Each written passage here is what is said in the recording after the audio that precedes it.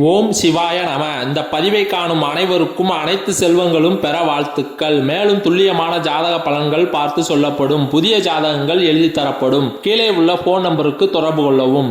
இன்றைய ஆன்மீக பரிகாரத்தில் பணம் கொட்டைப்பாக்கு பரிகார முறையை பற்றி தான் பார்க்க போறோம்.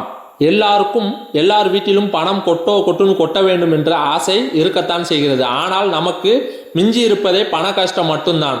பண கஷ்டத்திலிருந்து வெளிவர ஏதாவது வழி கிடைக்காதா என்று எல்லா திசைகளிலும் பரிகாரங்களை தேடுகின்றோம். ஆனால் கஷ்டம் மேலும் அதிகமானதுதான் மிச்சம். பணத்தேவை அதிகம் இருக்கிறது, வரக்கூடிய வருமானம் அதற்கும் குறைவாக இருக்கிறது என்பவர்கள் இந்த பரிகாரத்தை செய்து பாருங்கள். செலவுக்கு ஏற்ப தேவைக்கேற்ப வருமானம் பெருகும். தேவைக்கு ஏற்ப வேண்டுதல் வைத்து பரிகாரங்களை செய்து கொள்வது நல்லது. அளவுக்கு மீறி ஆசைப்பட்டு பரிகாரங்களை செய்வது பணவரவை கொடுக்காது, மீண்டும் அது பண கஷ்டத்தை கொடுத்துவிடும். இந்த பரிகாரத்திற்கு நமக்கு தேவையான இலை கற்பூரவள்ளி இலை. கற்பூரவள்ளியின் மருத்துவ குணம் நம் எல்லாருக்கும் தெரியும். இதற்கு பரிகாரத்தில் மகத்துவமும் அதிகமாக இருக்கிறது. ஒவ்வொரு வீட்டிலும் இந்த கற்பூரவள்ளி இலையை வைத்து வளர்க்க வேண்டும். சின்ன கற்பூரவள்ளி கிளையை உடைத்து மண்ணில் நட்டு வைத்து கொஞ்சம் தண்ணீர் தெளித்து வந்தாலே போதும். அந்த செடி தொட்டியில் துளிர் விட்டு நன்றாக வளர்ந்துவிடும். வாரந்தோறும் வெள்ளி செவ்வாய்க்கிழமைகளில் நம்முடைய வீட்டில் வெற்றிலை பாக்கு வைத்து பூஜை செய்யும் வழக்கம் இருக்கும் அல்லவா? அதே போல இனி வரக்கூடிய நாட்களில் இந்த கற்பூரவள்ளி இலைக்கு மேல் கொட்டைப்பாக்கை வைத்து பூஜை செய்யுங்கள். கற்பூரவள்ளி இலைக்கு மேல் கொட்டைப்பாக்கை வைப்பது அதீத அதிர்ஷ்டத்தை ஈர்த்து நம்மளிடம் பணத்தை கொண்டு வந்து சேர்க்கும். தேவைக்கு ஏற்ப பணத்தை கொடு இறைவா என்று இந்த வழிபாட்டில் மனம் உருகி மகாலட்சுமியையும் இஷ்ட தெய்வத்தையும் குல தெய்வத்தையும் பிரார்த்தனை செய்து கொள்ளுங்கள். நிச்சயம் உங்கள் பண கஷ்டத்திற்கு ஒரு தீர்வினை இந்த பிரபஞ்சம் காட்டி கொடுக்கும்.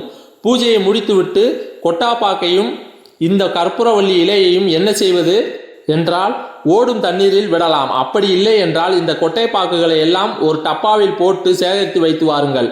கொஞ்சம் மொத்தமாக சேர்ந்த பிறகு யாராவது வெற்றிலை பாக்கு போடுபவர்களுக்கு இதை தானமாக கொடுக்கலாம், தவறு கிடையாது. அப்படி இந்த பாக்கை வாங்க யாரும் இல்லை என்றால் இதை ஒன்றும் இரண்டுமாக நன்றாக இடித்து விடுங்கள். கூட கொஞ்சம் சர்க்கரை போட்டு கலந்து கால்படாத இடங்களில் ஊருக்கு ஒதுக்குப்புறமாக செடி கொடிகளுக்கு கீழே போட்டு விடுங்கள். அதை வாயில்லா ஜீவன்கள் சாப்பிட்டு கொள்ளும். காய்ந்த அந்த கற்பூரவள்ளி இலைகளை செடி கொடிகளுக்கு கீழே போட்டு விடுங்கள். எளிமையான பரிகாரம் தான். வாரத்தில் 2 நாள் வீட்டில் இந்த பூஜையை செய்யும் போது வற்றாத செல்வ வளம் வீட்டில் ஊற்றெடுப்பதை உணர முடியும்.